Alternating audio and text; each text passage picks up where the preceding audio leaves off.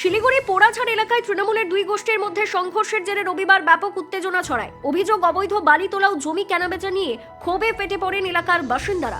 তারা পঞ্চায়েত সদস্য রাজু মণ্ডলের বাড়ির সামনে বিক্ষোভ প্রদর্শন করেন। পরিস্থিতি উত্তপ্ত হয়ে উঠলে ঘটনাস্থলে পৌঁছয় নিউ জলপাইগুড়ি থানার পুলিশ।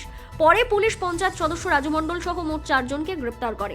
ধৃতদের আজ জলপাইগুড়ি আদালতে তোলা হয়েছে। ঘটনার তদন্ত শুরু করেছে পুলিশ।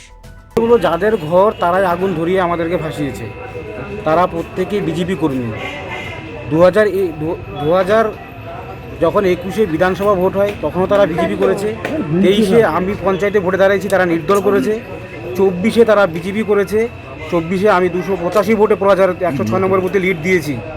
হ্যাঁ, এই হচ্ছে বক্তব্য তাদের বাড়িতে দেখবেন কয়টা ট্র্যাক্টর আছে, তার কারা সিন্ডিকেটের কাজ করে। আর একটা বিষয় যে এই যে ফুল বলছে যে আপনি কিছুদিন পঞ্চায়েত হওয়ার পর ফুলে ফেপে উঠছেন, বাড়ি তৈরি করে দিয়েছেন। আমার বাবার সম্পত্তি বিক্রি করে আমার বাড়ির পাশে আর একটা বাড়ি হচ্ছে দেখবেন, সেটা বিক্রি করেছি, তারপরে আমি বাড়ি বানিয়েছি। আর পঞ্চায়েত হওয়ার আগেই তো আমি বাড়ি বানিয়েছি।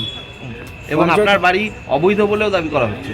সেটা আপনার আমার বাড়ি অবৈধ আছে, আমার পেপার দেখুন, বাড়ির পেপার দেখুন। বাবার সম্পত্তির জায়গা বিক্রি করে বাড়ি বানিয়েছি, সেটা কেউ বলে না। তাই কি মিথ্যায় কি ফাঁসানো হচ্ছে? মিথ্যাই তো ফাঁসানো হচ্ছে আমাকে। কারাই ফাঁসাচ্ছে কি মনে করছেন? কারা যুক্ত আছে? যারা অভিযোগ করেছে তারাই যুক্ত। তাদের ঘর তারা পুড়িয়ে দিয়ে তারা অভিযোগ করছে। শিলিগুড়ি থেকে প্রিয়াংশু চক্রবর্তীর রিপোর্ট, বিগ নিউজ বাংলা।